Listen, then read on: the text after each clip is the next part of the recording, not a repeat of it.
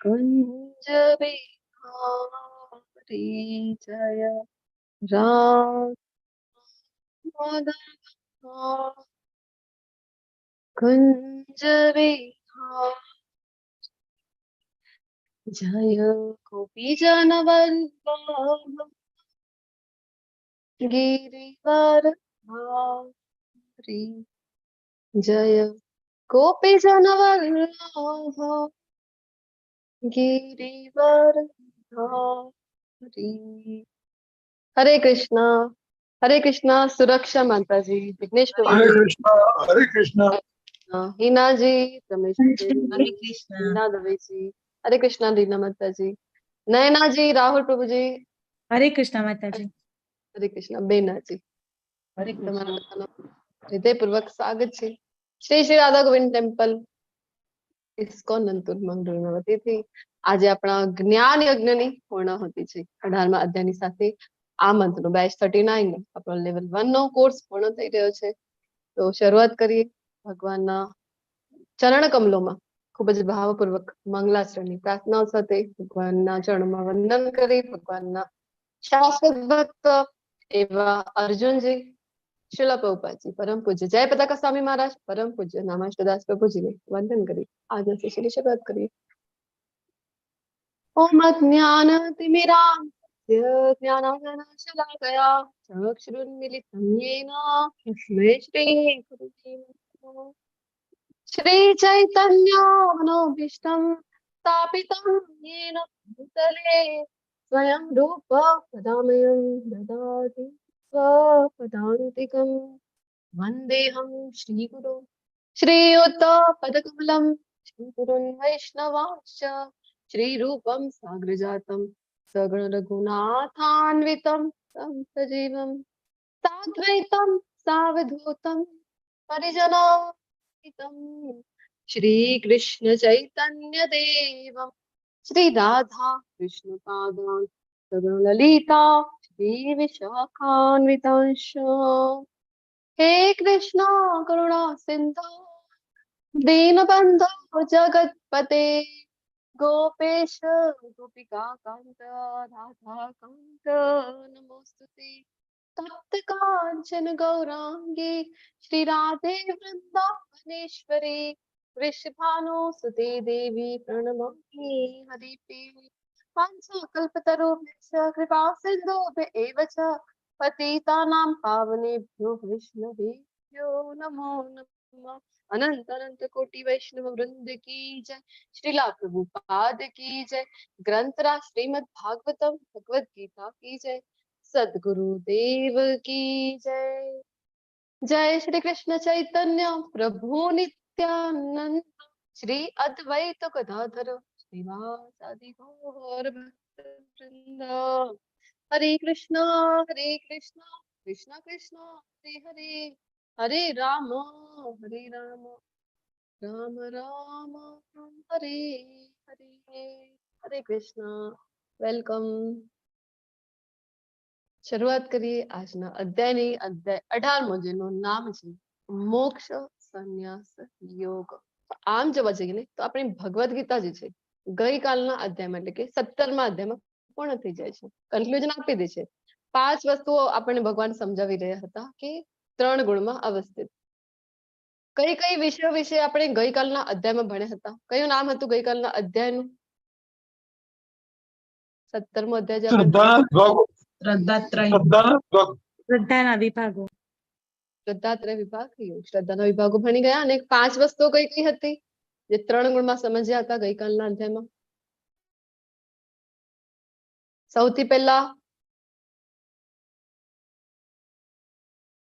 આપણું જે ચેપ્ટરનું નામ હતું એના વિશે આપણે જાણ્યું ને શ્રદ્ધા। પછી બોલો બીજા કયા વિષયો હતા?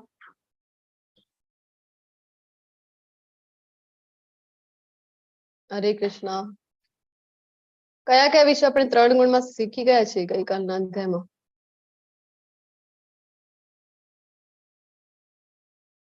આપણે જોઈ ગયા હતા કે ભગવાન આપણા ડાયટિશિયન બને છે 3 પ્રકારના અન્ન વિશે પણ આપણને જ્ઞાન આપે છે।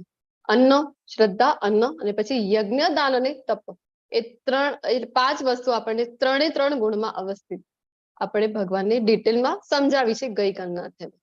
તો એન્ડમાં જે 17મો અધ્યાય હતો એના એન્ડમાં ભગવાને આપણને કન્ફ્યુઝન પણ આપી દીધો હતો કે કરવાનું શું છે. તો બતાવી દીધો હતો કે ઓમ તત્સત એટલે કે આપણે જોઈ ગયા હતા ઓમ એટલે કોણ છે. ભગવદ્ ગીતામાં ભગવાન વારંવાર કહે છે ઓમ એટલે હું છું, હું પોતે છું કૃષ્ણ. અને સર્વવ્યાપક જે છે એને ઓમ કહેવાય છે. તો કૃષ્ણ ઓમ તત્ તત્વમસી એના માટે અને સત જે પરમ સત્ય છે એવા.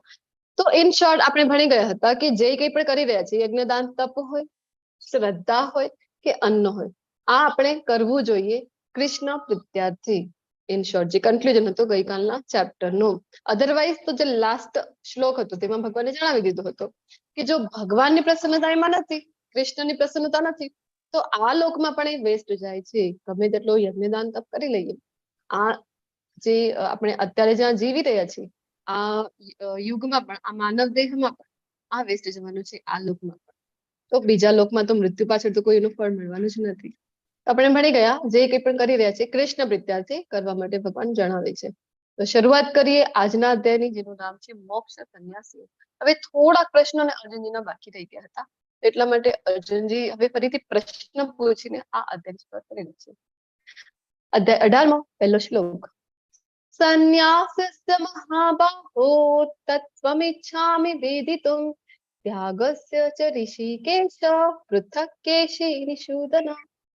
હે મહાબાહુ, હું સંન્યાસ એટલે કે ત્યાગનો ઉદ્દેશ્ય જાણવા ઈચ્છું છું. ત્યાગ વિશે જાણવા ઈચ્છા જે પૃચ્છા ભગવાન પાસે અર્જુનજી અહીંયા કરી રહ્યા છે. એના પહેલા પણ આપ જોઈએ ને તો ભગવાને જે સંન્યાસ છે ત્યાગ વિશે 3જા અધ્યાયમાં પણ જણાવી દીધું હતું, 6ઠ્ઠા અધ્યાયમાં પણ પહેલા શ્લોકમાં જણાવી દીધું હતું કે સાચો સંન્યાસ કોને કહેવાય. તો ભગવાને કીધું હતું ત્યાં જ કે કર્મ ફળ પ્રત્યે અનાસક્ત રહેવું જોઈએ અને જે તમારું નિયત કર્તવ્ય છે એ જો કરો તો એ જ સાચો ત્યાગ છે.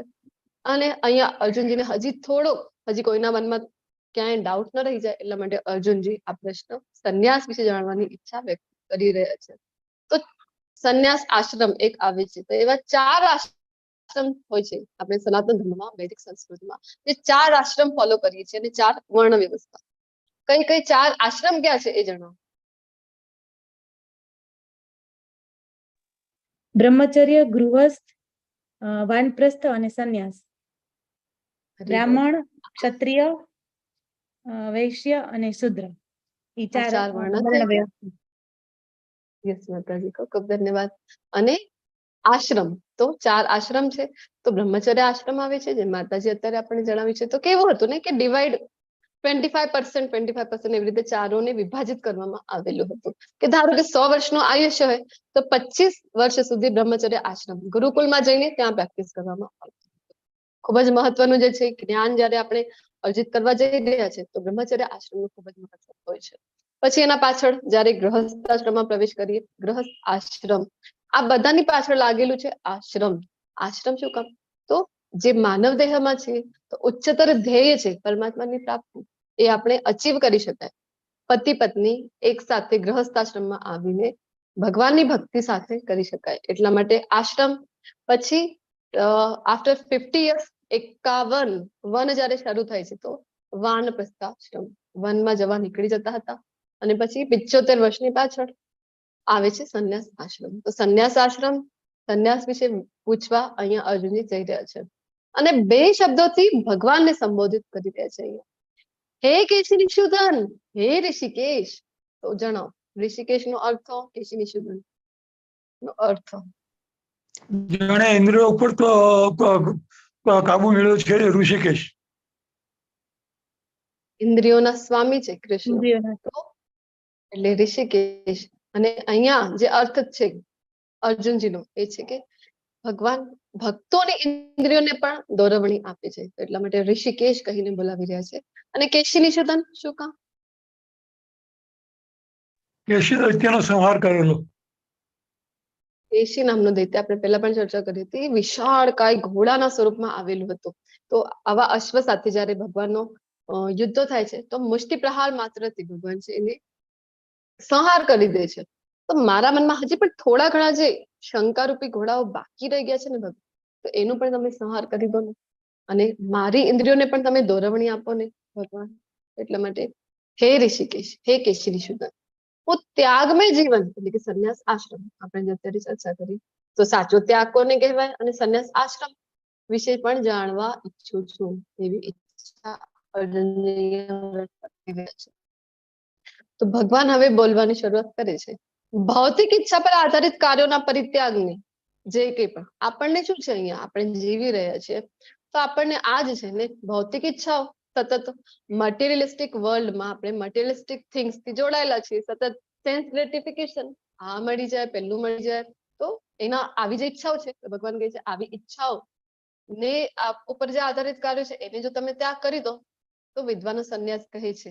અને સર્વ કર્મોના ફળ ત્યાગની બુદ્ધિશાળી લોકો ત્યાગ કહે છે. બુદ્ધિશાળી લોકો તમે જે કંઈ પણ કરી રહ્યા છો, તમારો જે રૂટીન વર્ક છે, ઓફિસે જઈ રહ્યા છો, વ્યાપાર કરી રહ્યા છો, માતાજીઓ છે ભોજન બનાવી રહ્યા છે, તો જે કંઈ તમારો રૂટીન છે, વિદ્યાર્થી છે તો ભણી રહ્યા છે, એ તમે કરો, ફળ પ્રત્યે અનાસક્ત, તો કહે છે કે બુદ્ધિશાળી લોકો એને ત્યાગ કહે છે.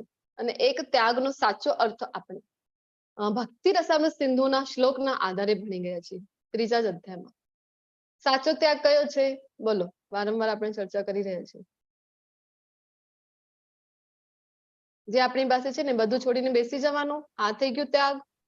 મોબાઈલ છે તો ચલો સર્વકર્મોના ફળનો ત્યાગ. સર્વ કર્મના ફળનો ત્યાગ. પણ ભક્તિ રસામૃત સિંધુનો જે શ્લોકના આધારે આપણે ભણ્યા હતા ત્યારે ચર્ચા કરી હતી, ગઈકાલે પણ ચર્ચા કરી હતી આઈ થિંક આપણે. જે કંઈ પણ વસ્તુ છે છોડીને બેસી જવાનું, એ છે સાચો ત્યાગ. કોઈને યાદ નથી? આપણી પાસે જે કંઈ પણ છે એ જો આપણે ભગવાન કૃષ્ણની સેવામાં લગાવીએ તો એ થઈ ગયો આપણો સાચો ત્યાગ. આપણને કોઈ કહે કે મોબાઈલ યુઝ કરવાનો નથી, હેલ્થ માટે પણ સારું નથી, ઘણા બધા રિલેશનશિપ ખરાબ થાય છે, ઘણા બધા એડવર્સ ઇફેક્ટ છે, છોડી દો, છોડીને બેસી શકાય, આપણાથી થશે. તો આપણે શું કરવાનું કે આપણી પાસે મોબાઈલ છે તો આપણે એને અત્યારે જે આપણે ક્લાસીસ અટેન્ડ કરી રહ્યા છીએ, આપણી પાસે મોબાઈલ હોય, લેપટોપ હોય, એની સહાયતાથી આપણે જો કૃષ્ણ ભાવના માટે આપણે ઉપયોગ કરી રહ્યા છીએ તો એ થઈ ગયો એનો સાચો ત્યાગ, એને કહેવાય છે. પછી આગળ જણાવી રહ્યા છે યજ્ઞ, દાન તથા તપના કાર્યો કદાપી ત્યાગ કરવો ન જોઈએ. ભગવાનની આ એક ઇન્સ્ટ્રક્શન ભગવાન અહીંયા જે ડાયરેક્ટ કોઈ આદેશ આપી રહ્યા છે તો અહીંયા આપી રહ્યા છે કે યજ્ઞ, દાન, તપ, કર્મ ન ત્યાજ્યમ કાર્યમેવ તત્, ક્યારે પણ એનો ત્યાગ કરવો જોઈએ નહીં, પણ તે અવશ્ય કરવા જોઈએ. ખરેખર યજ્ઞ, દાન તથા તપ કેવા છે તો મહાત્માઓને પણ જે શુદ્ધ કરે એવા છે. કઈ ઘટના છે અહીંયા પિક્ચરમાં આપણને કોના દર્શન થઈ રહ્યા છે? દક્ષ પ્રજાપતિ. દક્ષ પ્રજાપતિ અને સાથે દેવો શિવજી. મહાદેવ શિવજી છે. અત્યારે અત્યંત પાવન એવો શ્રાવણ માસ ચાલી રહ્યો છે, તો શિવજીની જયારે પણ આરાધના કરતા હોઈએ આપણે, શિવજી ના મંદિરે જયારે ગયા હોઈએ તો દંડવત પ્રણામ કરવું જોઈએ, પરંતુ માગવું શું જોઈએ શિવજી પાસેથી એ આપણને ખબર હોવી જોઈએ. શ્રીમદ કૃષ્ણની ભક્તિ, ભાગવતમાં ઉલ્લેખ આવે છે ભગવાન કૃષ્ણની ભક્તિ માગવાની. ભગવાન કૃષ્ણ પ્રત્યે, યસ પ્રભુજી, જે ભક્તિ છે તો એ કારણ કે શ્રીમદ ભાગવતમાં ઉલ્લેખ જોવા મળે છે આપણને, વૈષ્ણવા નામ યથા શંભો, તો એવા જે વૈષ્ણવ છે, શિવજી પોતે જે ભગવાનના ભક્ત છે, જે સદૈવ ભગવાનના નામમાં જેમને એટલી રુચિ છે, સદૈવ એ નામ જપ કરી રહ્યા છે, તો ભગવાન ના નામ પ્રત્યે આપણને પણ એટલી રુચિ થાય, ભક્તિ એટલી આપણને મળે, તો એવી પ્રાર્થના શિવજી પાસેથી આપણે કરવી જોઈએ. તો શિવજી પોતે પણ પ્રસન્ન થાય છે. નરસિંહ મહેતાના જીવનમાં આવે છે ને, ગુરુ ના રૂપમાં શિવજી પોતે આવે છે અને જયારે શિવજી એમને કહે છે કે તમે માંગો તમને જે જોઈએ, તો નરસિંહ મહેતા કહે છે મને તો ખબર નથી તો મારી માટે શું સારું છે, ત્યારે શિવજી પોતે પોતાને જે પ્રિય છે એવી રાસલીલામાં એમને દર્શન કરાવવા લઈ જાય છે ને, તો એવા મહાન શિવજી છે. તો યજ્ઞની વાત થઈ રહી છે ને અહીંયા, કે ભગવાન કહે છે કે ક્યારેય ત્યાગ ન કરવું જોઈએ. તો જો આજે મહાવૈષ્ણવ એવા શિવજી છે ને, એ પણ દક્ષ પ્રજાપતિનો ત્યારે ઘટના થાય છે કે માતા સતી જયારે હવનમાં યજ્ઞમાં સહભાગી થવા ગયા હતા પોતાના પિતાને ત્યાં, અને શિવજીનો જયારે ત્યાં અપમાન થવા લાગે છે, તો એ જોઈને માતા સતી જયારે પોતાનું શરીર છે અગ્નિમાં એ અગ્નિને સોંપી દે છે, એ વખતે શિવજી ખૂબ ગુસ્સે થઈ જાય છે અને માથું કાપી દે છે દક્ષ પ્રજાપતિનો. પરંતુ ભગવાનનો આદેશ છે ને કે યજ્ઞદાન અને તપ છે એ ક્યારે પણ નિરત્યાજ્ય.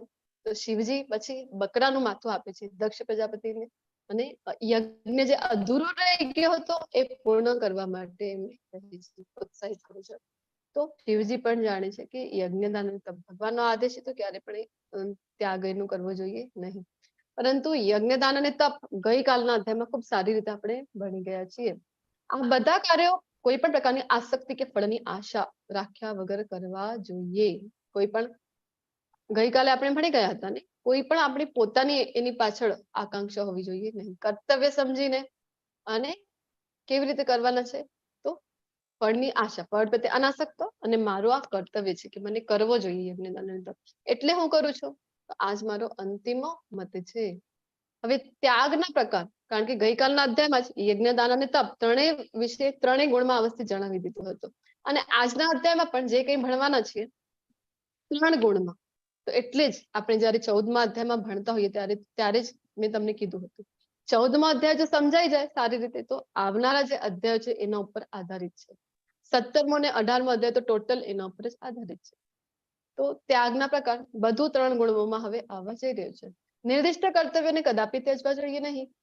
આપણા જે કર્તવ્ય છે જે તે આશ્રમમાં આપણે છીએ અમુક જાતના આપણા કર્તવ્ય હોય છે જે આપણી રિસ્પોન્સિબિલિટી છે તો ભગવાન કહે છે જરૂરથી એ પૂર્ણ કરવી જોઈએ.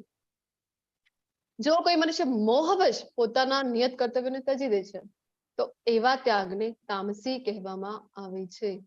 મોહિત થઈ ગયા છે ને આપણો જે કર્તવ્ય છે એ છોડી દીધા તો ભગવાન કહે છે કે આવો ત્યાગ તો કોઈ એનો અર્થ રહેતો નથી. તામસિક ત્યાગ છે આમ. અને જે મનુષ્ય કર્તવ્ય નિયત કર્મોને કષ્ટપ્રદ સમજીને કે અહીંયા કોણ રહે આમ સંસારમાં કેટલી માથાકૂટ છે, ગૃહસ્થ આશ્રમમાં તો રોજ નવી માથાકૂટ થાય છે, મારી પત્ની ખૂબ કેકે કૂકુ કરે છે, કહેવાનું મારું માનતી જ નથી, મારા બાળકો છે એ પણ માનતા નથી, કેટલા ડિમાન્ડિંગ છે મારા પત્નીને બાળકો, તો ચલો છોડો ઘર બાર ચલો હરિદ્વાર. તો શારીરિક પોતાને કષ્ટપ્રદ સમજવું કે ના આટલું બધું સવારથી સાંજ સુધી મારે કામ કરવાનું, એમાં પણ માથાકૂટ ઘરે આવું ત્યારે તો આના કરતા તો ચલો ને સંન્યાસ લઈ લઈએ, હરિદ્વાર જઈને બેસી જઈએ. તો આવી રીતે ત્યાગ કરીએ તો ત્રીજા અધ્યાયમાં પણ જણાવ્યું હતું મિથ્યાચારી ઉચ્યતે. અને અહીંયા પણ ભગવાન કહે છે કે આવો જો ત્યાગ છે તમારો તો રજોગુણમાં અવસ્થિત ત્યાગ છે. અને આમ કરવાથી ત્યાગનું ઉચ્ચ ફળ કદાપી મળતું નથી. હે અર્જુન, મનુષ્ય જયારે નિયત કર્મને કર્તવ્ય સમજીને કે ના આ તો મારું કર્તવ્ય છે, મારી ફરજ છે, અને સમસ્ત ભૌતિક સંગ, ભૌતિક જે એસોસિએશન છે, ભૌતિક સંઘ એટલે શું છે વાસ્તવમાં તો પોતાની ઇન્દ્રિય તૃપ્તિ રિલેટેડ, કારણ કે આખો આપણો જે સમાજ છે એ જ વાતમાં સવારથી સાંજ સુધી બધા એ જ વાત માટે એંગેજ છે અને એ જ વાત માટે પ્રયત્ન કરી રહ્યા છે કે બસ મારી આ ઇન્દ્રિય તૃપ્તિ કરી લો, પહેલી ઇન્દ્રિય તૃપ્તિ કરી લો. તો ભગવાન કહે છે કે આવા ભૌતિક સંગથી અળગા રહી ફળની આસક્તિનો સર્વથા ત્યાગ કરે છે, તેનો ત્યાગ સાત્વિક કહેવાય છે. ફળ પ્રત્યે કોઈ ઈચ્છા નથી, અનાસક્ત થઈને. વારંવાર ભગવાન છે ને બીજા જ અધ્યાયથી આપણને કર્મણ્યેવાધિકારસ્તે મા ફલેષુ કદાચન 2.47 ત્યાંથી આપણને વારંવાર ભગવાન એક જ વાત સમજાવી રહ્યા છે કે ફળ પ્રત્યે અનાસક્ત. 6થા અધ્યાયમાં પણ કીધું અને ઘણી વખત આપણને કહી રહ્યા છે કે ફળ પ્રત્યે કોઈ આસક્તિ રાખવી જોઈએ નહીં. તો જેમ ગઈકાલના અધ્યાયમાં આપણે વાત કરી હતી કે 3 ગુણમાં અવસ્થિત સમજવાનું તો છે પરંતુ કરવાનું શું છે તો આપણે એના કરતા પણ ઉચ્ચ એટલે કે શુદ્ધ સત્વ ગુણમાં ગુણાતીત અવસ્થામાં કરવાનું છે. તો ત્યાગની વાત થઈ રહી છે તો શુદ્ધ સત્વ ગુણમાં ત્યાગ કરવો જોઈએ. કોઈ સંન્યાસ આશ્રમમાં પણ જઈ રહ્યો છે તો આપણે એના પહેલા પણ ચર્ચા કરી ગયા હતા કે સંન્યાસીનો વાસ્તવમાં કર્તવ્ય શું હોય છે. એને જઈને જે ગૃહસ્થ પાસે જઈ રહ્યા છે માધુકરી માટે એમને જઈને જગાડવાનું છે, ઉઠો ઉઠો ઉઠો આવી રીતે હલાવી જગાડવાના છે નહીં. એમને આ જે ગ્રહસ્થ છે એને ખબર જ નથી કે ઉચ્ચ ધ્યેય અતિ દુર્લભ જયારે આ માનવ દેહ મળ્યું છે તો એનો ઉચ્ચતમ ધ્યેય શું હોવું જોઈએ, અલ્ટિમેટ ગોલ શું હોવું જોઈએ. એને જઈને એ બતાવવાનું કે આપણને આ માનવ દેહ મળેલું છે ને તો આપણે આ જ જન્મમાં ભગવત પ્રાપ્તિ કેવી રીતે કરી શકાય, ભગવાન કૃષ્ણની ભક્તિની સેવા કેવી રીતે કરી શકાય એ જ્ઞાન આપવું. તો એ સંન્યાસીનો વાસ્તવિક કર્તવ્ય છે. તો આ થઈ ગયો સાચો સંન્યાસ. આવી રીતે જો કરીએ તો ગુણાતીત અવસ્થાનો આ કર્તવ્ય છે. આપણા જે ટેમ્પલ પ્રેસિડેન્ટ છે પરમ પૂજ્ય નામાષ્ટદાસ પ્રભુજી એમણે જે કરેલું છે એમની જ કૃપાથી આપણે બધા, આપણે નહીં તો ક્યારે આપણે મંદિરે જતા, આપણામાંથી તો કેટલા બધા લોકો એવા છે કે જેમની ત્યાં ટેમ્પલ પણ નજીકમાં નહીં હોય ઇસ્કોનનો.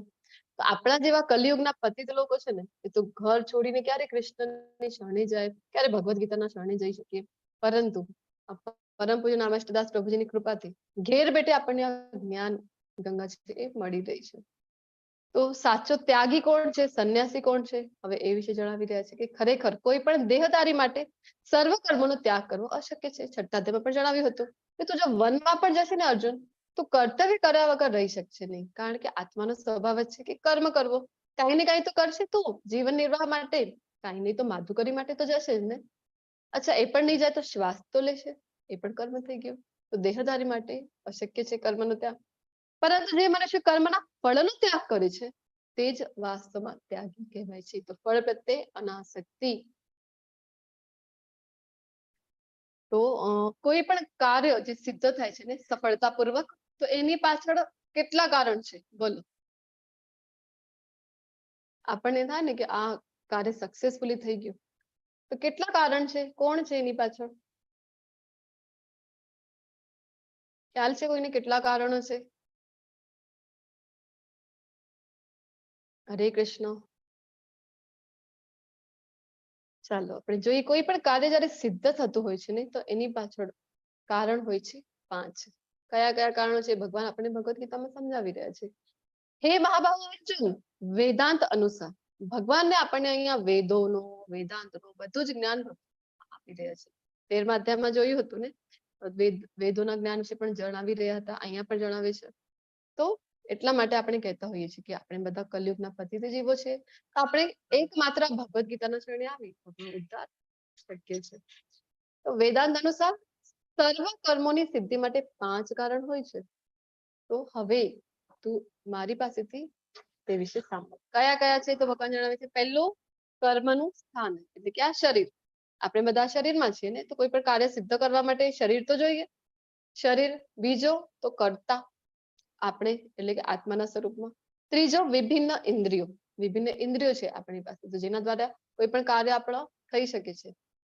અનેક પ્રકારના પ્રયાસો, ઇન્દ્રિયો દ્વારા પછી આપણે પ્રયાસો કરીએ. અને અંતે કોણ? તો પરમાત્મા. ખૂબ જ મહત્વનું જે કારણ છે.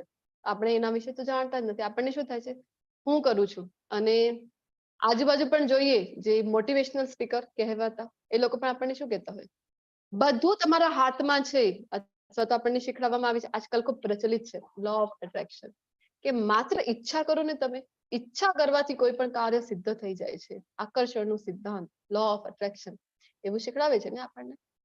ભગવાન તો અહીંયા 5 કારણો બતાવી રહ્યા છે. અંતે પરમાત્માની ઈચ્છા હોય ને, પ્રયાસ તો જો આપણે તો કરવાના છે, આપણા હાથમાં જે છે એ 4 કારણો આપણા હાથમાં છે, પરંતુ 5મો કારણ જે ભગવાન પરમાત્માની ઈચ્છા હશે, અનુમતિ હશે, તો જ કોઈ પણ કાર્ય આપણાથી સિદ્ધ થાય છે. આ ઘણી જગ્યાએ આપણે આ વસ્તુનો અનુભવ કરેલો છે. કોઈ પણ વર્કિંગ પ્લેસમાં છીએ અથવા તો કોલેજમાં ભણતા હતા ત્યારે પણ આપણે જેટલા એફર્ટ મૂકતા હોઈએ, જેટલો આપણે ભણતા હોઈએ, એ મુજબ આપણે આજે જે કરિયર ઉપર છીએ અને આપણે સાથે જે ભણી રહ્યા હતા, એ લોકો આપણને એ સમય તો એવું લાગતું હતું એ લોકો તો મહેનત નથી કરતા, મૂવી જોતા હોય એક્ઝામ આવે ત્યારે, અથવા તો ક્રિકેટ રમી રહ્યા છે, તો પણ ત્યારે તો જેમ તેમ પાસ થતા, પરંતુ આગળ જઈને એ લોકો આજે ઉચ્ચ પદ ઉપર છે. કેવી રીતે? તો કારણ કે 5મો જે કારણ છે પરમાત્મા, ખૂબ મહત્વનું જે કારણ છે. તો આપણે તો એમ માનીએ કે બધું આપણા હાથોમાં છે, બસ વિચાર કરો, સારો વિચારો તો સારું થાય. માત્ર એવું થતું નથી. આજકાલ મૂવીના ડાયલોગ પણ આપણને જોવા મળતા હોય છે ને, કેવા કેવા ડાયલોગ હોય છે, किसी चीज को अगर शिद्दत से चाहो तो पूरी कायनात तुम्हें वो दिलाने में जुट जाती है. તો આવા બધા જો કારણો આપણે માનીએ તો ભગવાન કહી રહ્યા છે આગળના શ્લોકમાં, માટે જે મનુષ્ય આ 5 કારણોનો વિચાર કર્યા વિના માત્ર પોતાને જ કે હું જે કારણ છું, હું જે કરતા છું માને છે, તો એમને ભગવાન શું કહી રહ્યા છે કે નિસંદેહ બુદ્ધિમાન નથી.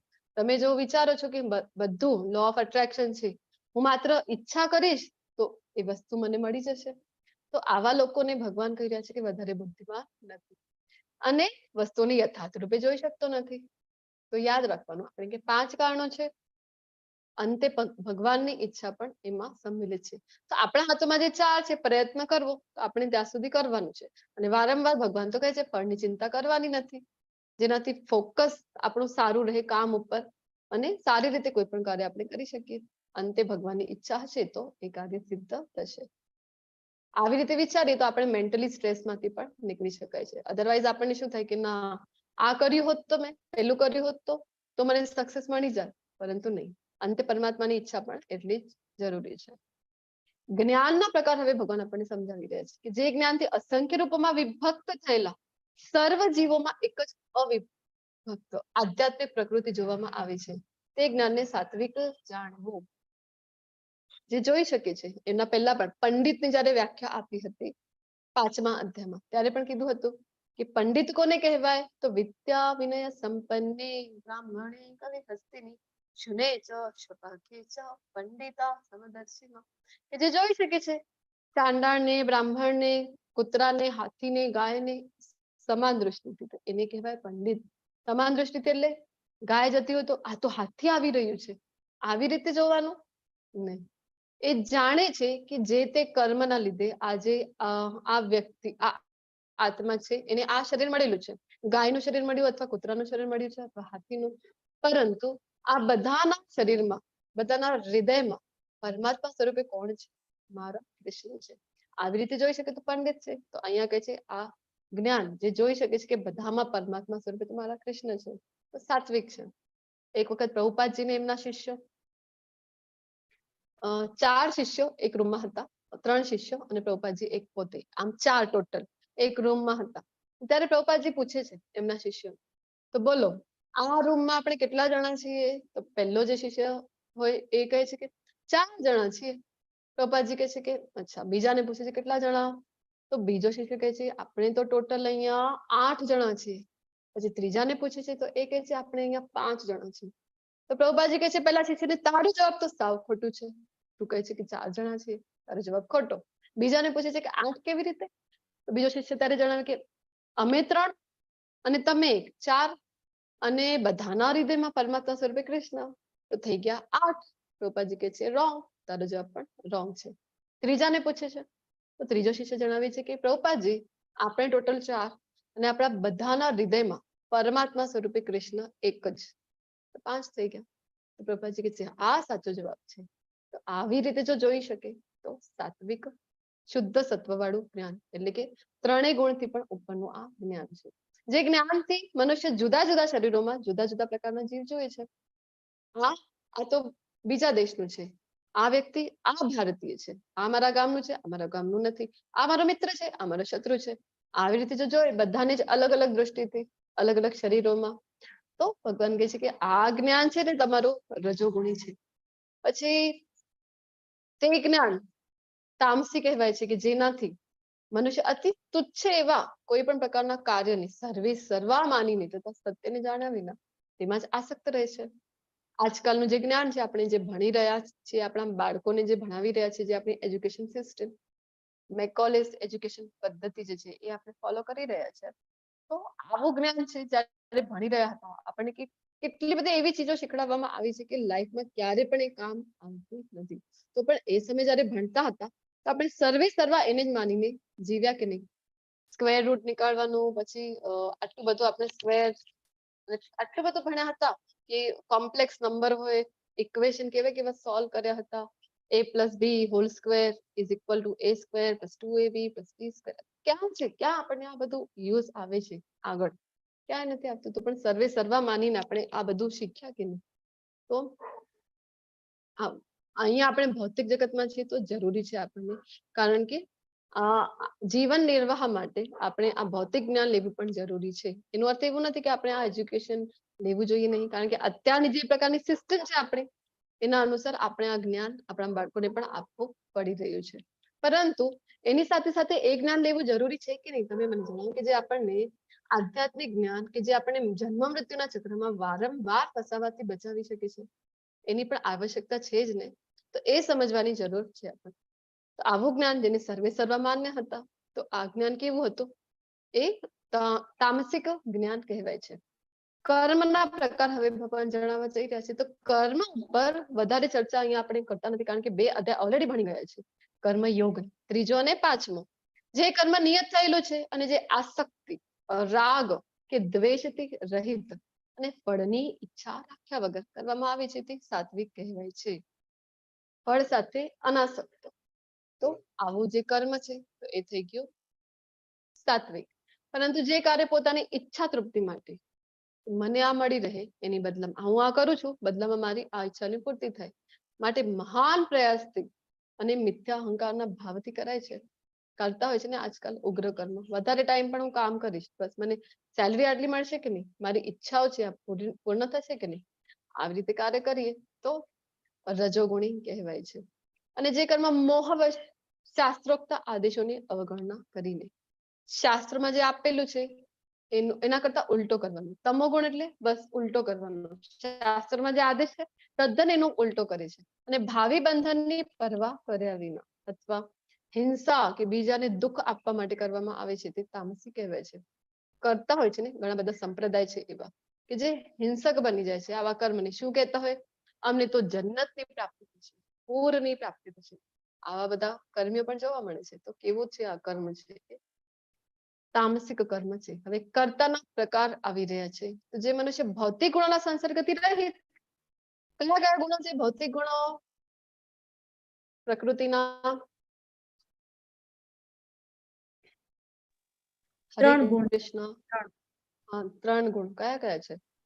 સતોગુણ, રજોગુણ અને તમોગુણ. યસ, ચલો બધા છો ને ક્લાસમાં, મને એમ થાય છે હું જ બોલી રહી છું. તો ભૌતિક ગુણોના સંસર્ગથી રહિત, અહંકાર વગર, કોઈ અહંકાર નથી પોતાનો, અને ધૈર્ય તથા ઉત્સાહપૂર્વક પોતાના કર્મ કરે છે અને સફળતા કે નિષ્ફળતામાં અવિચલિત રહે છે તે સાત્વિક કર્તા કહેવાય છે. સાત્વિક કર્તાની વાત છે અહીંયા. આપણે તો જોયું ને બધું ભણવાના છીએ 3 ગુણોમાં, પરંતુ કરવાનું છે એના પણ ઉપર, એટલે કે શુદ્ધ સત્વ. તો શુદ્ધ સત્વ ગુણમાં કયા કરતા આવે છે? શીલા પ્રભુપાદજી. તો જે કઈ પણ કાર્ય કરે છે તો પ્રભુપાદજી પોતે ગુણોથી પર હતા. અમેરિકા જયારે પસંદ કરે છે, કારણ કે એમના ગુરુ મહારાજનો આદેશ હતો કે પાશ્ચાત્ય દેશોમાં જાઓ, ત્યાં ભક્તિનો કૃષ્ણ ભાવનામૃતનો પ્રચાર કરો. તો જયારે પાશ્ચાત્ય દેશમાં એમાં પણ પ્રભુપાદજી પસંદ કરે છે અમેરિકા. એમાં પણ ન્યુયોર્કમાં જયારે જાય છે તો માયાનો ગઢ તરીકે ન્યુયોર્ક ઓળખવામાં આવતું હતું. તો ઘણા લોકો ના પાડે છે પ્રભુપાદજીને કે માયાનો ગઢ છે. પ્રભુપાદજી કહે છે કે માયા કેન નોટ ટચ મી. આટલા કોન્ફિડન્સ. શું કામ? તો માયા, આ જે પ્રકૃતિના ગુણો છે એની અસર થતી નથી શુદ્ધ ભક્તો પર. અહંકાર વગર કોઈ પણ, પ્રભુપાદજી તો પોતે જ પોતાને કૃષ્ણના દાસ કહે છે કે કોઈ અહંકાર નથી. અને ધૈર્ય તથા ઉત્સાહપૂર્વક કૃષ્ણના ભક્તો છે ને એ જે કંઈ પણ કાર્ય કરે છે, કૃષ્ણ ભાવનામૃત માટે જે કંઈ કાર્ય કરે છે, તો પૂર્ણ ધૈર્ય હોય છે એમની અંદર અને ઉત્સાહ એટલો જ હોય છે. અને કોઈ થકતા જ નથી. ભક્તોને આપણે જોતા હોઈએ કે બુક ડિસ્ટ્રીબ્યુશન કરે છે. જયારે મોક્ષદા એકાદશી આવતી હોય ડિસેમ્બરમાં, તો એ વખતે ભક્તો બુક ડિસ્ટ્રીબ્યુશન કરતા હોય છે, ભગવદ ગીતા નું ડિસ્ટ્રીબ્યુશન કરતા હોય. તો સવારથી લઈને નીકળી પડે છે અને સાંજ સુધી બુક ડિસ્ટ્રીબ્યુશન કરે. કોઈક વાર તો એવું બને કે એક પણ વ્યક્તિ ભગવદ ગીતા લેતો નથી. કારણ કે ભારતમાં તો કેવું છે, બધા કે છે અમારી પાસે ભગવદ ગીતા છે અને પૂજા પણ કરીએ છીએ. કેવી રીતે? કંકુ ચોખા શાંતિની. વાસ્તવમાં ભગવદ ગીતાનો વાંચન કરીને જ એનો પૂજા થતી હોય છે, એ કરતા નથી. તો ઘણી વખત એવું બને કે કોઈ આખો દિવસભરમાં આટલી મહેનત કરીને એક પણ વ્યક્તિ ભગવદ ગીતા લેતો નથી, તો પણ સેમ ઉત્સાહ અને સેમ ધૈર્ય છે. તો આટલા હતાશ નથી થઈ જતા, અરે હવે આજે તો આખો દિવસ મેં મહેનત કરીને એક પણ ભગવદ ગીતા ન વેચાય, આવી રીતે હતાશ થતા નથી. ભગવાનના જે ભક્તો છે એટલા જ ઉત્સાહપૂર્વક નેક્સ્ટ ડે ફરીથી બુક ડિસ્ટ્રીબ્યુશનમાં જતા રહે છે.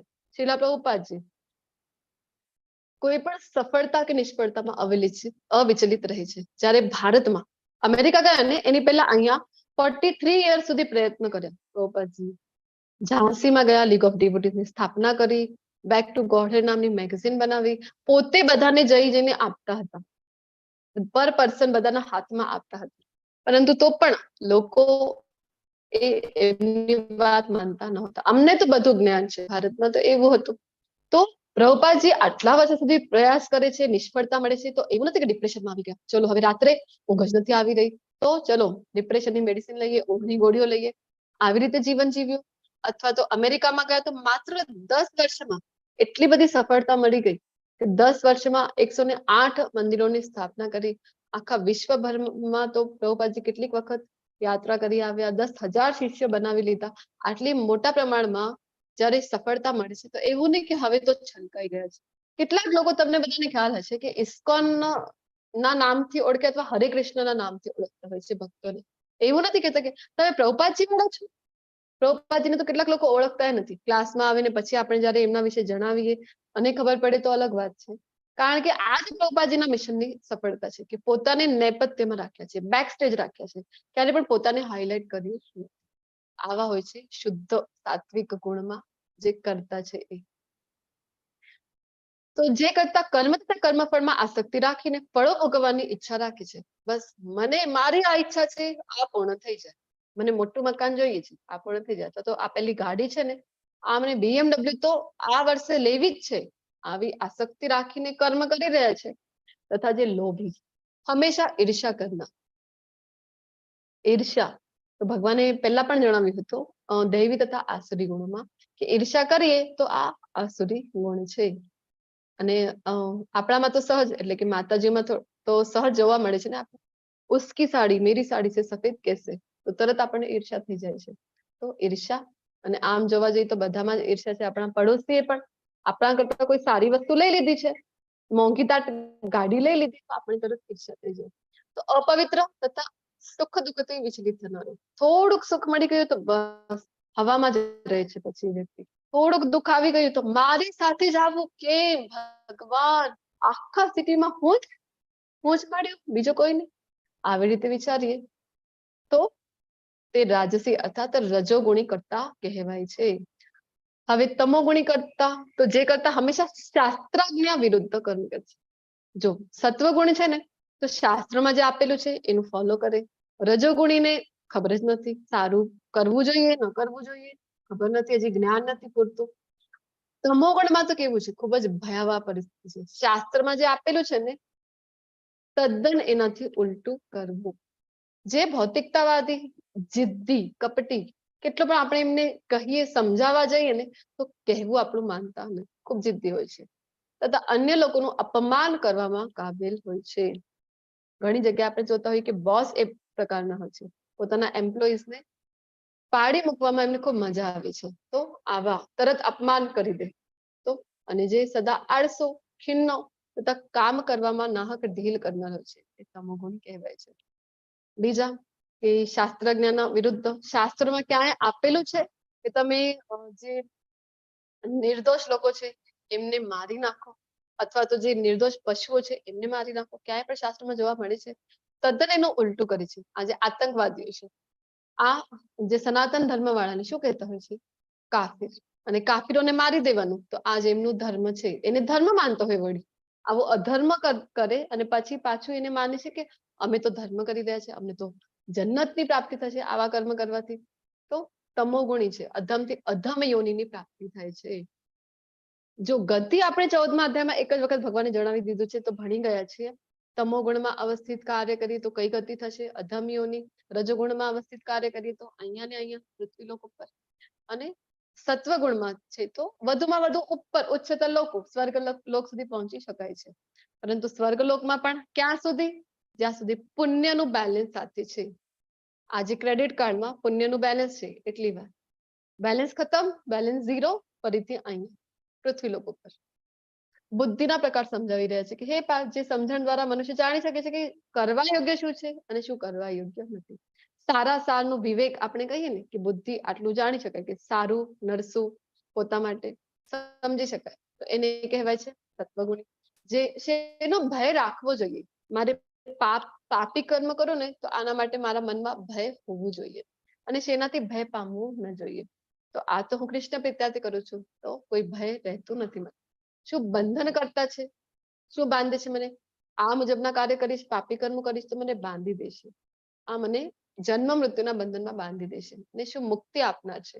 મુક્તિ કોણ આપી શકે છે?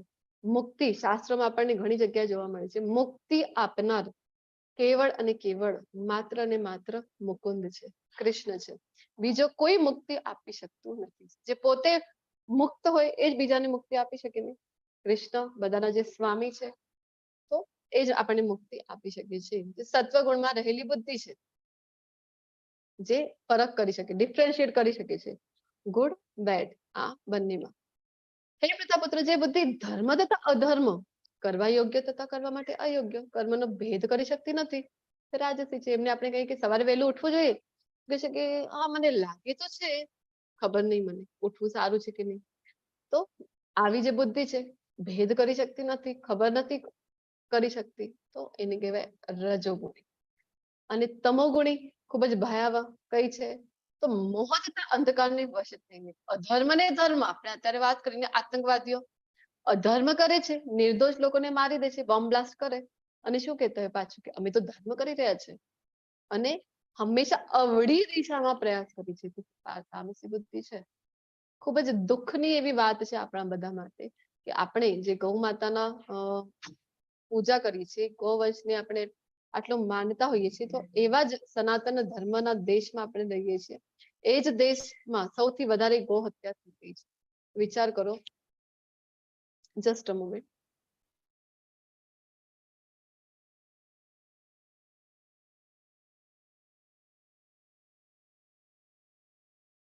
હરે કૃષ્ણ.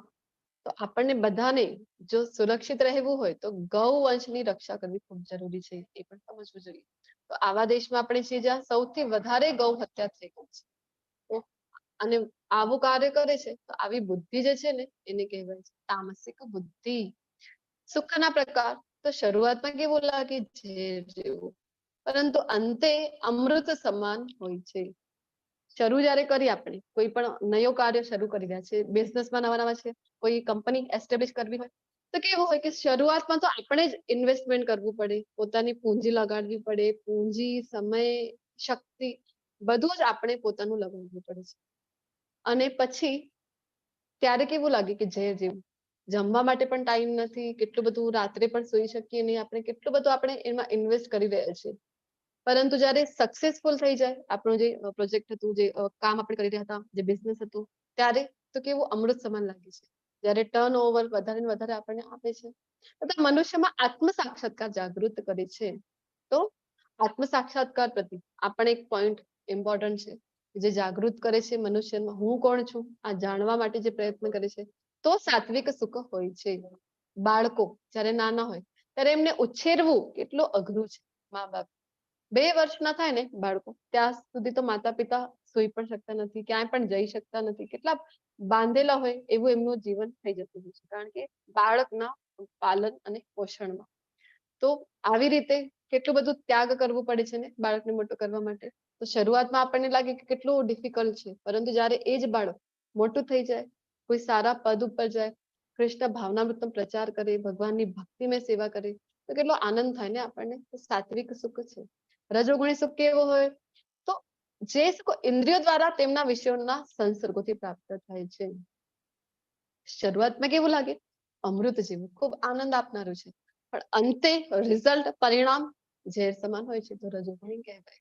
સ્ત્રી પુરુષના સંબંધો લઈ લઈએ.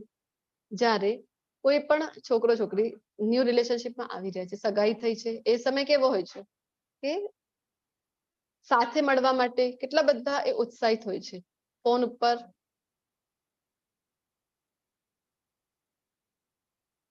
ઉપર કેટલીક વખત સુધી વાતો કરતા હોય છે, મળવા માટેના બહાનાઓ શોધતા હોય છે.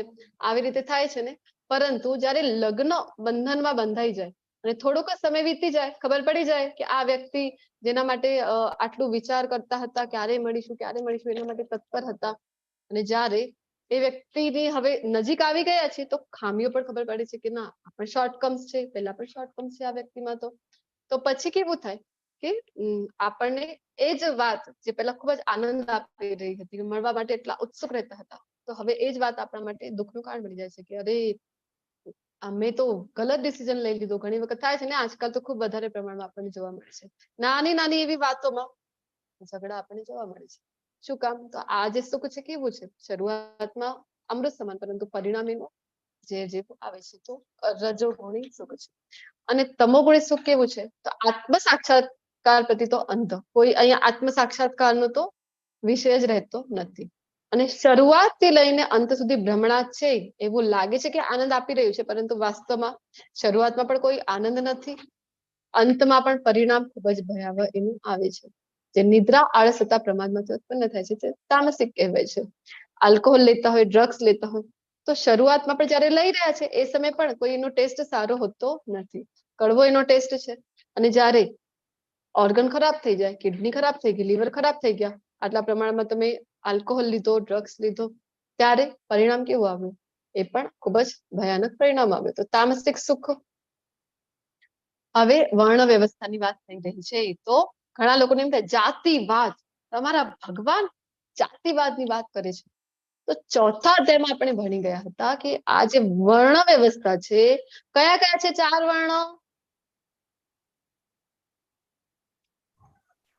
હરે બ્રાહ્મણ, કૃષ્ણ. ક્ષત્રિય, બ્રહ્મ, અને શુદ્ર, શૂદ્ર. વૈશ્ય. શૂદ્ર. Thank you. બ્રાહ્મણ, ક્ષત્રિય, વૈશ્ય અને શુદ્ર, 4 પ્રકારના વર્ણ વ્યવસ્થા કીધું હતું ભગવાને ચોથા અધ્યાયમાં કે મેં જ આપી છે, પરંતુ બેઝ કયું છે? ચાતુર્વર્ણ્ય મયા સૃષ્ટમ. આગળની લાઈન કઈ હતી?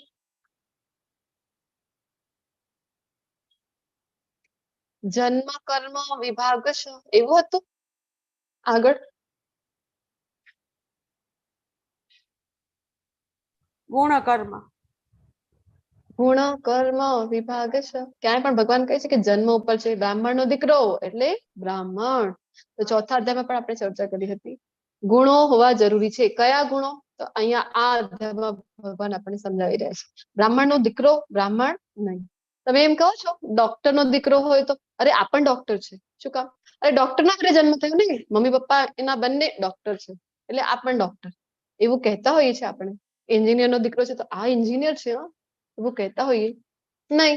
એક ક્વોલિટી, એક ક્વોલિફિકેશન એને ડેવલપ કરવું, અર્જિત કરવું જરૂરી છે. એક ડિગ્રી 12th સુધી સાયન્સમાં ભણેલું હોય, પછી તો મેડિકલ થી એનું સ્ટડી થયેલું હોય, એની પાસે ડિગ્રી છે, ઇન્ટર્નશિપ કરેલું છે, એક્સપિરિયન્સ છે, અને જ્યારે એને મળી ગયું કે ડોક્ટરની ડિગ્રી, ત્યારે આપણે કહીએ ને કે આ ડોક્ટર છે. તો આવી જ રીતે ગુણો તમારી પાસે હોવા જરૂરી છે. બ્રાહ્મણના કયા કયા ગુણો? તો ભગવાન આપણને કહે છે શાંતિ પ્રિય હોવી ખૂબ જરૂરી છે. બ્રાહ્મણનો ગુણ છે આ કે બ્રાહ્મણ શાંતિ પ્રિય હોય. જ્યારે જરૂર છે ત્યારે શસ્ત્રો ઉપાડે એ ઠીક છે, પરંતુ અધરવાઇઝ બ્રાહ્મણોનો જે સ્વભાવ છે એ કેવું હોય? તો ભગવાન જણાવે છે શાંતિ પ્રિયતા, આત્મ સંયમ, ઇન્દ્રિયો ઉપર કંટ્રોલ, તપ, તપ કરે છે બ્રાહ્મણો જે હોય, પવિત્રતા, પવિત્રતા આજકાલ જે આપણે જોતા હોઈએ છીએ બ્રાહ્મણોમાં આપણને જોવા મળતી નથી.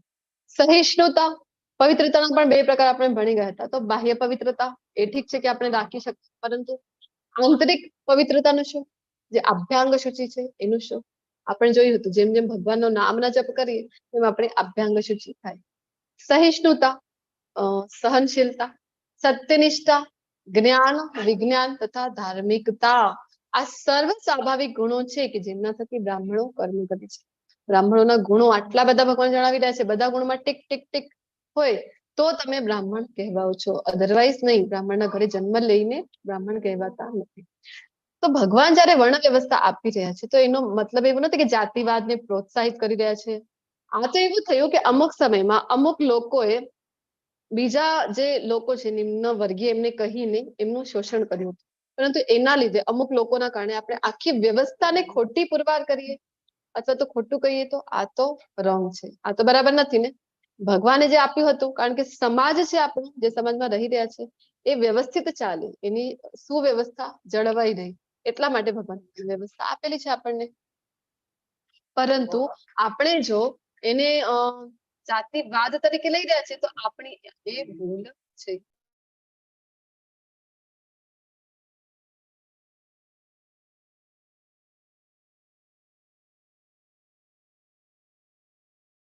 હરે કૃષ્ણ.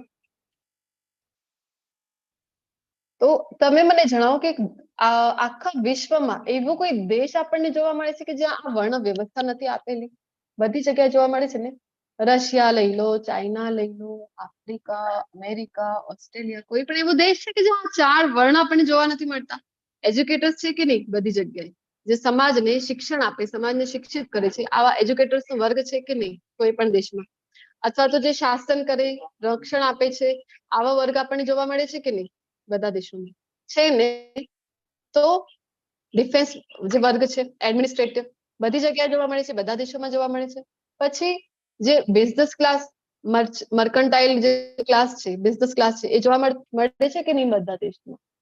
અને ચોથો કે જે શુદ્ર આપણે કહી રહ્યા છીએ, શુદ્ર કોણ છે? તો જે સેવા આપે છે, સેલરી લઈને જે કંઈ પણ કાર્ય કરીએ તો એને શુદ્ર કહેવાય છે. તો તમે મને જણાવો, આ 4 વર્ગ બધી જગ્યાએ છે કે નહીં? બધા દેશોમાં જોવા મળે છે ને? એક્ઝિક્યુટિવ બધી જગ્યાએ છે ને? તો આનો અર્થ શું છે કે બધા જ દેશોમાં બધા દેશોમાં ચાલી રહ્યું છે? જાતિવાદ છે? નહીં. તો દેશને સુચારુ રૂપથી ચલાવવા માટે આ વર્ણ વ્યવસ્થા જરૂરી છે. એટલા માટે કૃષ્ણ ભગવાને આપણને આપેલી છે. હવે એ સમજવું ખૂબ જરૂરી છે. આપણે તો કહીએ ને શુદ્ર એટલે નિમ્ન જાતિ? નહીં. જે કોઈ પણ સેલરી લઈને કામ કરી રહ્યા છે તો એને કહેવાય છે શુદ્ર. અને ચૈતન્ય મહાપ્રભુ કહી ગયા છે કે કલયુગમાં બધા જ શુદ્ર છે. તમે મને જણાવો કે સોફ્ટવેર એન્જિનિયર થઈ ગયા અથવા તો કોઈ પણ ગૂગલ જેવી કંપની પણ લઈ લઈએ તો એના સીઈઓ પણ લઈ લઈએ તો એ પણ સેલરી લઈ રહ્યા છે. તો એને ભલે ને પેકેજીસ તમારા વધારે હોય, કરોડમાં હોય તો શું થયું, પરંતુ કહેવાઓ છો તમે શુદ્ર. તો આપણે એમ કરીએ છીએ. વધારે નુકસાન તો આપણે જે ટીવી સિરિયલો અને મૂવીઝ જોઈ છે તો એમાં કેવું બતાવતા હોય, બ્રાહ્મણ પૂજા કરી રહ્યા છે અને મંદિરેથી નીકળ્યા ત્યાં સામે કોઈ શુદ્ર આવી ગયું તો, શુદ્ર તું મારાથી દૂર હટ, હવે મને તો સ્નાન કરવું પડશે, મને તું અડી ગયો, રામ રામ રામ, શિવ શિવ શિવ, બધું આપણને બતાવતા હોય છે. તો આનાથી આપણને વધારે ને વધારે નુકસાન થાય છે. આ જે મીડિયા છે, સોશિયલ મીડિયા કહેવાય, તો આપણે કોઈ સોફ્ટવેર એન્જિનિયર છે એ અડી જાય તો આપણે કહીએ છીએ દૂર હટ મારાથી શુદ્ર, રામ રામ, હવે તો મારે સ્નાન કરવું પડશે, એવું આપણે કહેતા હોય છે? નહીં. તો સમજવાની જરૂર છે. બેઝ કયું છે? ગુણ કર્મ વિભાગ શબ. આ બેઝ છે આ જે વર્ણ વ્યવસ્થા છે એની.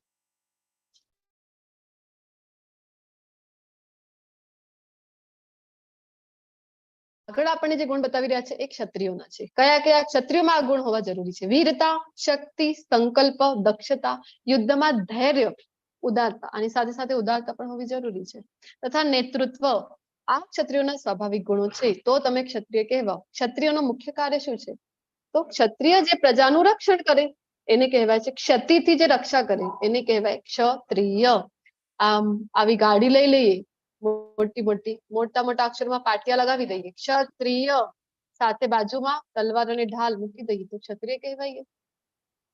આવા કેટલા સમાજમાં આપણને ક્ષત્રિયો જોવા મળે છે. પહેલાના ક્ષત્રિયો તમને બધાને ખ્યાલ હશે કેવા હતા કે એમનું માથું કપાઈ જાય ને તો પણ ધડથી એ યુદ્ધ કરતા હતા અને પ્રજાને રક્ષણ આપતા હતા. કેટલાક ઢગલાબંધ ઉદાહરણો આપણને ઇતિહાસમાં જોવા મળે છે. પરંતુ અત્યારના ક્ષત્રિય, એમની સમક્ષ કોઈ ખોટું કાર્ય થઈ રહ્યું છે, કોઈ માતાજીને હેરાન કરે છે અથવા તો કોઈ પણ ખોટું કાર્ય થાય છે, ઉભા પણ રહે છે, આવી જે ગાડી ઉપર પાટિયા નખાવે છે એ ઉભા રહીને એની રક્ષણ આપી રહ્યા છે, નથી આપતા, તો પછી એ તો ક્ષત્રિય કહેવાય નહીં.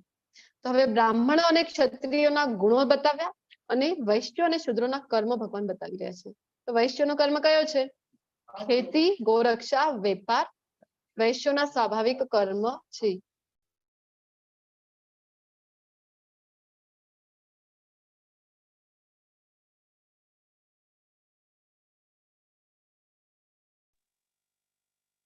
Hare Krishna. Jignesh Prabhuji, are you there in class? Hare Krishna. Yes, Mataji. I need short break. I will be back. No issue, no issue.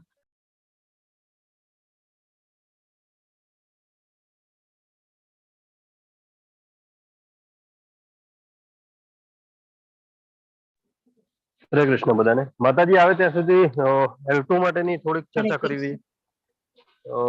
L2 માં કોઈને મતલબ બાકી છે હજી એડમિશન માટે કે ઓલરેડી લિંક શેર થઈ ગઈ છે ગ્રુપમાં? કોઈને બાકી હોય, કોઈને કન્ફ્યુઝન હોય તો મીનવાઇલ પૂછી શકીએ છીએ આપણે. ન્યૂ પાર્ટિસિપન્ટ્સ કેટલા છે આમાંથી? એક બે, મેજોરિટી રિપીટર્સ જ છે. તો કોઈને બાકી હોય લેવલ 1 ની ક્વિઝ કોઈ ડાઉટ હોય, કેમ કે લેવલ 2 માં આપણે 2 ક્લાસ છે, તમે મેસેજમાં વાંચ્યું છે એવી રીતે, પ્રિભક્તિ શાસ્ત્રી અને સદાચાર. એના માટે પણ તમને કોઈ ગાઈડન્સ જોઈએ તો તમે માતાજી આવે ત્યાં સુધી આપણે ડિસ્કસ કરી શકીએ છીએ. અધરવાઇઝ વેટ ફોર માતાજી.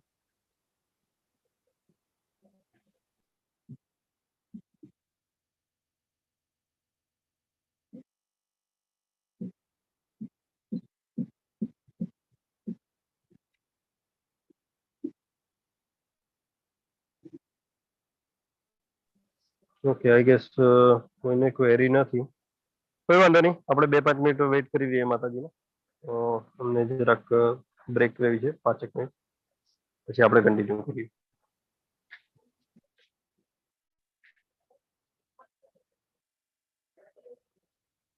दिल है छोटा सा, छोटी सी आशा.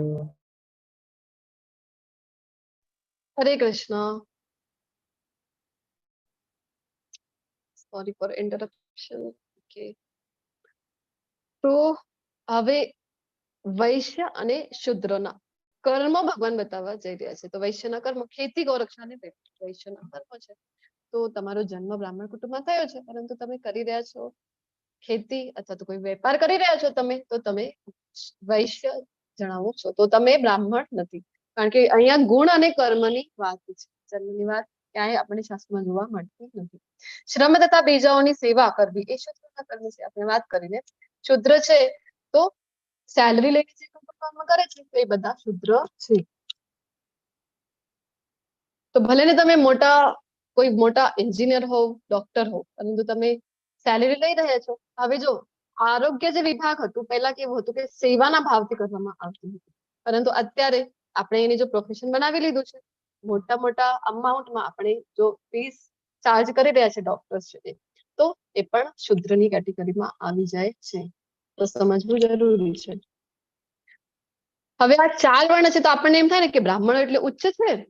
હાલાકી એવું ક્યાંય પણ આપણને ભગવદ્ ગીતામાં જોવા મળતું નથી, શાસ્ત્રોમાં જોવા મળતું નથી કે ભગવાન કોઈ પણ વર્ણને, આ વર્ણ વ્યવસ્થા છે કે સમાજને સારી રીતે ચલાવવા માટે. એવું નથી કે આ વર્ણો એટલે ઉપરનું થઈ ગયું, બીજો વર્ણ છે તો નિમ્ન થઈ ગયો. તો પણ ઘણા લોકોને એવું થાય ને કે કોણ જઈ શકે ભગવાનના શરણે, ઉચ્ચતર જે કુળમાં જન્મ છે એ જ જઈ શકતા હશે ને. તો આનો જવાબ અહીંયા ભગવાન આપી રહ્યા છે કે જે જીવ માત્રનું ઉદ્ભવ સ્થાન છે અને જે સર્વવ્યાપી છે તે ભગવાનની ઉપાસના કરીને. સર્વવ્યાપી તો ભગવાનનું એક નામ વિષ્ણુ પણ છે ને, વિષ્ણુનો અર્થ જ થાય છે કે સર્વવ્યાપી, બધી જગ્યાએ જે હાજર છે. તો આવા ભગવાન કૃષ્ણની ઉપાસના કરીને મનુષ્ય પોતાના નિયત કર્મો કરતો રહીને પૂર્ણત્વ પ્રાપ્ત કરી શકે છે. એવું નહીં તમે જે તે કેટેગરીમાં આવો છો, જે તે કાર્ય તમારો છે એ કાર્ય તમે કરતા રહો, પરંતુ તમે ભગવાનની સાથે સાથે ભક્તિની સેવા કરો. તો ભગવાન કહે છે કે ભગવાનની શરણે આપણે જઈ શકીએ છીએ, ભગવત પ્રાપ્તિ આપણને થઈ શકે છે. કઈ ઘટના છે આપણે લઈ લીધી છે, આઈ થિંક 4થા અધ્યાયમાં લીધી હતી. કોની ઘટના છે અહીંયા? નારદજી પર્વત મુનિનો મૃગારી. મૃગારીની ઘટના લીધી હતી ને. આખી સ્ટોરી કે કેવું હતું, પહેલા તો અધમુઆ અવસ્થામાં બધાને છોડી દેતો હતો, શિકાર કરતો હતો બધા જ પશુઓનું. ત્યારે નારદજી જયારે એમના જીવનમાં આવે છે અને ભક્તિ એમને આપી દે છે, તો ભક્તિમય સેવા કરીને મૃગારીનું જીવન પરિવર્તિત થઈ ગયું. વિચાર કરો, મૃગારી જેવા મૃગારીનું જીવન પરિવર્તિત થઈ જાય છે. નામમાં એટલી શક્તિ છે. તો મૃગારી જેટલા તો આપણે કોઈએ પણ પાપ કર્મ કરેલા નથી, તો જરૂરથી આપણે પણ ભગવાનની પ્રાપ્તિ થઈ શકે છે.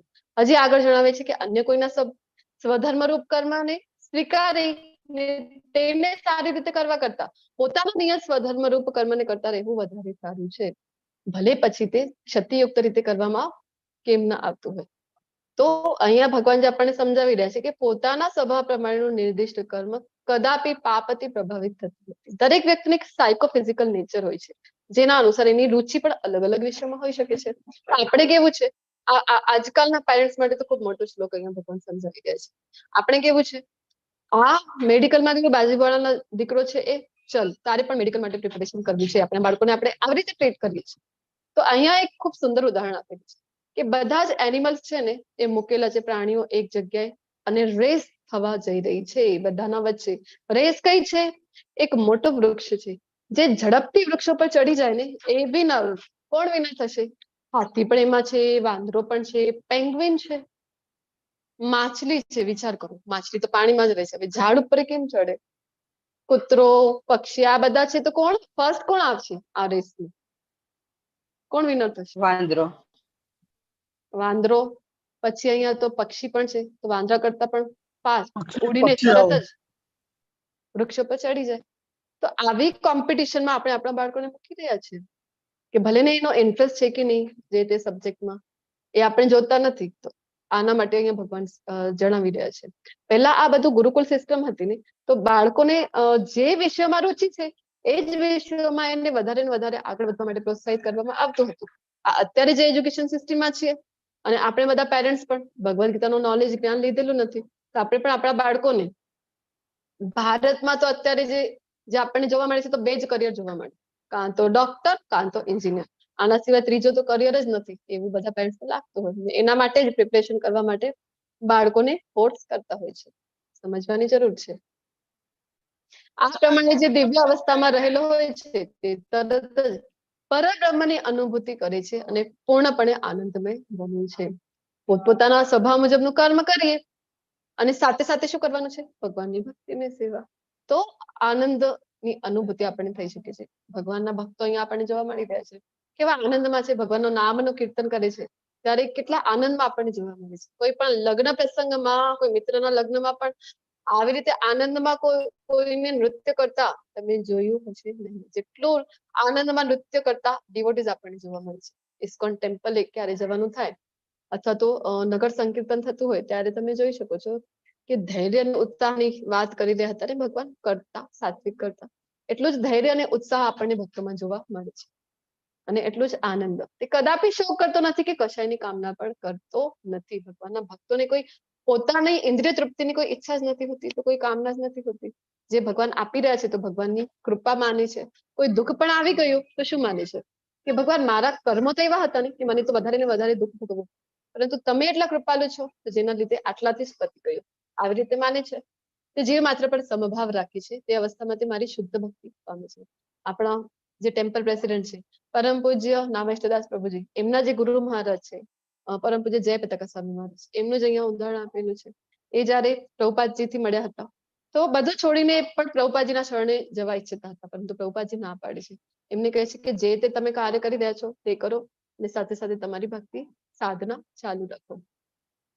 તો એક હોટેલમાં કામ કરી રહ્યા હતા ત્યારે પરમ પૂજ્ય જય પતાકા સ્વામી મહારાજ, અને એ પોતાનું કાર્ય કરે છે એટલી પ્રસન્નતાથી કરે છે કે જે કોઈ પણ આવે તો એમને જોઈને આશ્ચર્યચકિત થઈ જાય કે આટલા આનંદથી આ કામ કેવી રીતે કરી શકે છે. તો ભગવાનના ભક્તો એવા હોય છે, સતત આનંદમાં રહે છે. અને અત્યારે આપણે જોઈએ તો કેટલાક બધા તો આપણને ગુરુ મહારાજના ડિસાઇપલ જોવા મળે છે, જે આશ્રય લીધેલા છે, દીક્ષા લીધેલી છે. લાખોની સંખ્યામાં ગુરુ મહારાજના શિષ્યો છે. મને કેવળ ભક્તિ દ્વારા જ પૂર્ણ પુરુષોત્તમ પરમેશ્વર તરીકે મૂળ રૂપે જાણી શકાય છે. ભક્ત્યા મામ અભિજાનાતિ, ભગવાન વારંવાર ભગવદ ગીતામાં આપણને જણાવે છે. એક જ રસ્તો છે ભગવાન કૃષ્ણને એમના મૂળ રૂપમાં જાણવાનો, અનન્ય ભક્તિ. અને આવી ભક્તિ વડે જયારે મનુષ્ય મારી પૂર્ણ ચેતનામાં હોય છે ત્યારે તે વૈકુંઠ જગતમાં પ્રવેશ કરી શકે છે. ભગવાનની ભક્તિને સેવા કરી તો ભગવાનના ધામની પ્રાપ્તિ થાય છે. આવો ઉપર છલ્લો જ્ઞાન લઈ લીધો આપણે, ચલો ક્લાસ કરી લીધા, લેવલ 1 લેવલ 2 કરી લીધા, બસ દૂરથી જ તો મધુનો સ્વાદ આપણે ચાખી શકીશું નહીં. મધુનો સ્વાદ લેવો હોય ને ઉપરના જાર લીડ છે ને એ ખોલવું પડશે. ઉપર ઉપરથી ચાટીને મધુનો સ્વાદ મળશે, ઊંડે ઉતરવું પડશે. આ માખી છે, મધમાખી, જયારે ઊંડે ઉતરશે તો જ મધ એને સ્વાદ એને ખબર પડશે. તો વારંવાર એક વખતમાં લેવલ 1 નો ક્લાસ કરીને આપણે કોઈ પણ આ દિવ્ય જ્ઞાન છે ને તો એક વખતમાં આપણે સમજી જઈએ એવું થતું નથી. વારંવાર ભગવદ ગીતાના લેવલ 1 ના ક્લાસમાં આવો, 5 વખત 7 વખત કરીએ ત્યારે કંઈક આપણને થાય કે થોડી બહુ આપણને સમજણ પડી રહી છે. તો આવી રીતે ભગવદ ગીતાના ક્લાસીસ કરીએ, નોટ્સ બનાવીએ, ભગવાનનું નામ જપ કરીએ, ઊંડે ઉતરીને ભક્તિમાં તો સ્વાદ મળે.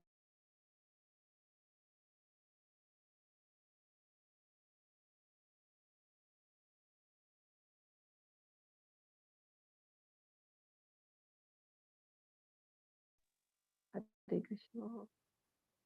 તો ક્યાંય પણ જઈએ ને અમ્યુઝમેન્ટ પાર્ક તો આપણને પૂછતા હોય છે ને ત્યાં ટિકિટ છે તમારી પાસે તો એન્ટ્રી મળે છે. વોટર કિંગડમ જઈએ આપણે તો એક બેન્ડ જેવું મળે છે આપણને, એ આપણને બતાવવું પડે તો આપણને અંદર એન્ટ્રી મળે. તો ધામમાં જઈશું ને ત્યારે પૂછવામાં આવશે આપણને ટિકિટ છે તમારી પાસે, ચલો બતાવો ટિકિટ કઈ છે, કઈ ટિકિટ હોવી જરૂરી છે ભગવાનના ધામમાં, બોલો.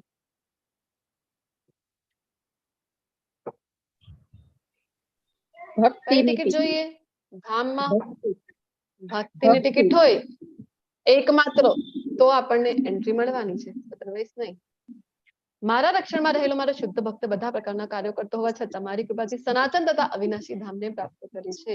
એના પહેલા પણ 5મા અધ્યાયમાં જણાવ્યું હતું ને, પદ્મપત્રમ ઇવામ્બસા કે આપણને એમ થાય કે ભક્તો છે, અમે પણ દિવસભર કાર્ય કરીએ છીએ, એ પણ દિવસભર કાર્ય કરે છે, ફરક શું છે? ફરક આ છે, આપણને કર્મ બંધન બાંધે છે. આપણે જો પોતાની પ્રસન્નતા માટે કરી રહ્યા છે, પોતાના માટે, પરંતુ કૃષ્ણ ભાવનામૃતમાં કરીએ છીએ એ જ કાર્ય કરતા હોય, આખો દિવસ કાર્ય કરીએ, પરંતુ કોના માટે કરીએ છીએ? કૃષ્ણની પ્રસન્નતા. તો પદ્મપત્રની જેમ એને પણ કર્મ બંધન થતા નથી. ભગવાન અહીંયા જણાવે છે કે મારા ધામની પ્રાપ્તિ થાય છે.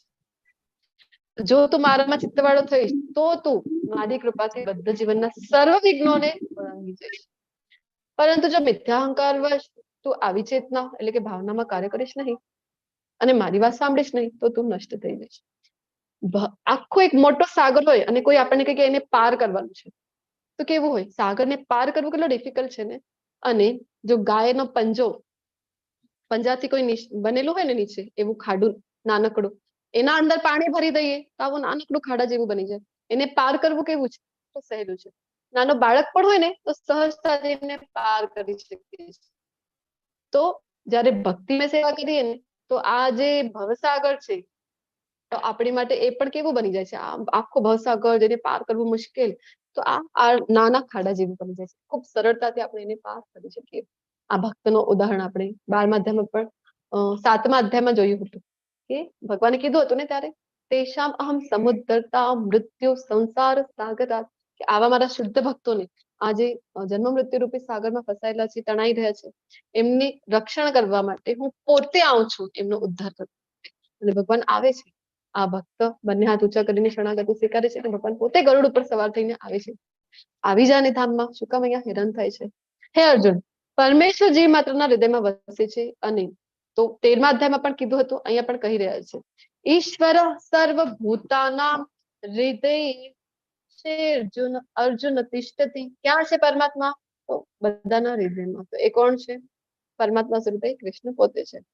અને ભૌતિક શક્તિના બનેલા યંત્રો ઉપર આરૂઢ થયેલા સર્વ જીવોને પોતાની માયાથી ભ્રમણ કરાવી રહ્યા છે. આપણે બધા અહીંયા જે ભ્રમણ કરી રહ્યા છે આ યોનિથી પેલી યોનિ આપણા માયાદેવીના સંપર્કમાં આવવાથી.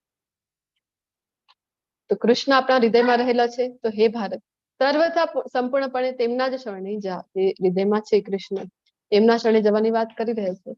તેમની કૃપાથી તો પરમ શાંતિ તથા સર્વોપરી સનાતન ધામ પ્રાપ્ત કરીશ. ભગવાનના ધામ સુધી કોણ આપણને પહોંચાડી શકે છે? ભગવાનની કૃપા આપણને ભગવાનના ધામ સુધી પહોંચાડી શકે છે. આ પ્રમાણે મેં તને ગુહ્યતમ જ્ઞાન વિશે સમજૂતી આપી છે. આ વિશે પૂરું મનન કર અને પછી યથેચ્છસી તથા કરો. તારી જેવી ઈચ્છા હોય એવું તું કરી શકે છે. જસ્ટ અ મોમેન્ટ કરો. અભિયાન વાર લગી હતી વિશેષ એકલો ક્લાસ બધો એવા શાંતિ તો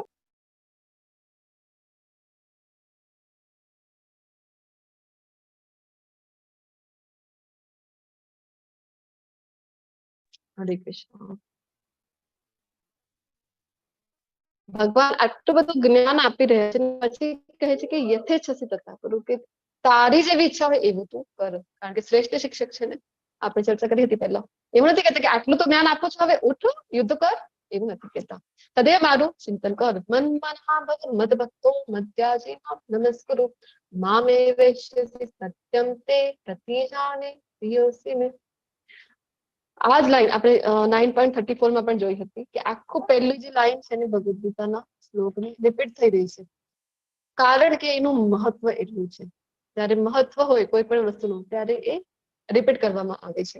ભગવદ ગીતાનો જે સાર છે આ એક લીટીમાં રહેલું છે કે ભગવાન કહે છે કે સદૈવ મારું ચિંતન કર, મારો ભક્ત થા, મારી પૂજા કરીને મને નમસ્કાર. આ પ્રમાણે તું નિઃશંકપણે મારી પાસે આવીશ. હું તને આનું વચન આપું છું. ભગવાન વચન આપી રહ્યા છે. કારણ કે તું મારો બહુ વહાલો મિત્ર છે.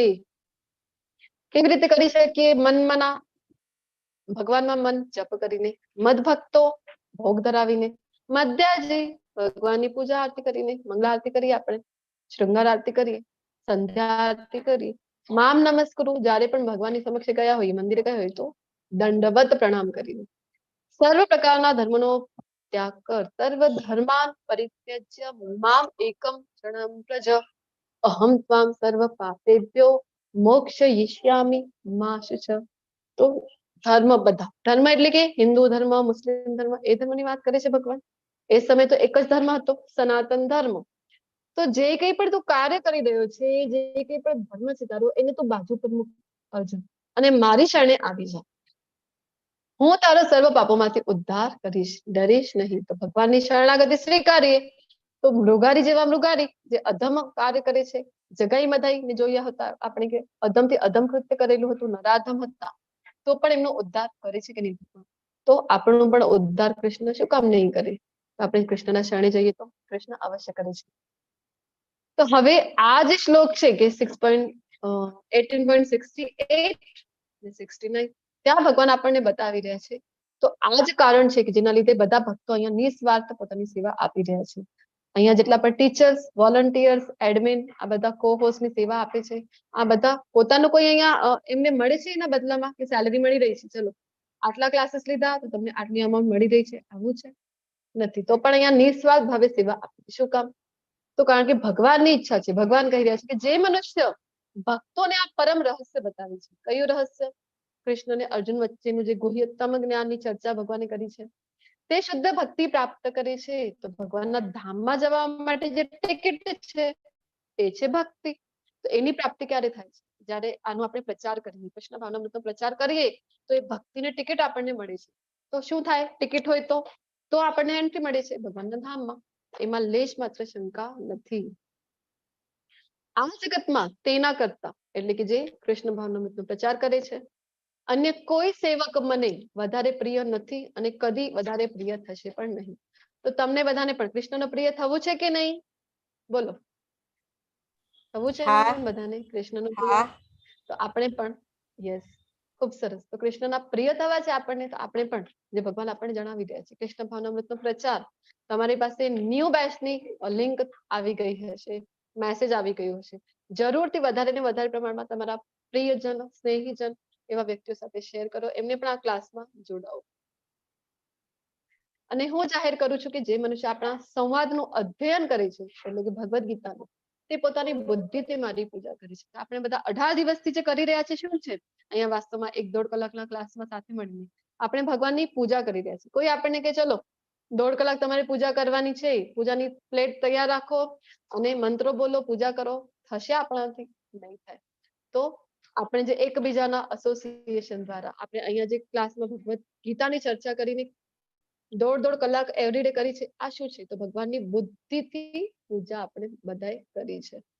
અને જે મનુષ્ય શ્રદ્ધાપૂર્વક તથા દ્વેષ રહિત થઈને આ સાંભળે છે, શ્રવણમ નું મહત્વ, શૃણુ અહીંયા ભગવાન જણાવે છે, તો તે સર્વ પાપમાંથી મુક્ત થાય છે અને પુણ્યાત્માઓના શુભ લોકોને પ્રાપ્ત કરે છે. ઉચ્ચતર જે લોકો છે, મહર્ષિઓના લોકો છે, એ લોકની પ્રાપ્તિ માત્ર શ્રવણમથી થઈ શકે છે. વિચાર કરો, એટલો શ્રવણમમાં પાવર છે, એટલો મહત્વ છે શ્રવણમનું. તો પરંતુ સાંભળવાની 2 કન્ડિશન્સ છે. એક તો શ્રદ્ધા, કૃષ્ણમાં સંપૂર્ણ શ્રદ્ધા, બીજો તો દ્વેષ રહિત થઈને સાંભળીએ.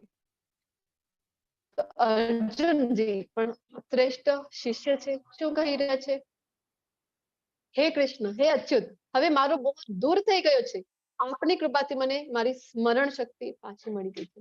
શ્રવણમ કર્યું ને અર્જુને ભગવદ ગીતાનો, તો એમનો મોહ દૂર થઈ ગયો છે અને કહી રહ્યા છે કે હું સંશય રહિત તથા દ્રઢ છું અને કરીશ એ વચનમ તવ.